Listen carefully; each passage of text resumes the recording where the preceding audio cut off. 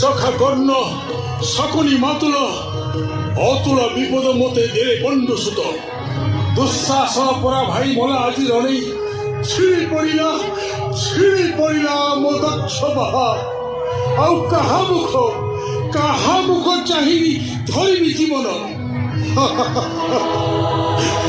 ହଁ ଭାଇ ଦୁଃଶାସନ ଓ ଫାଟିଯା ହୃଦ ଫାଟିଯା।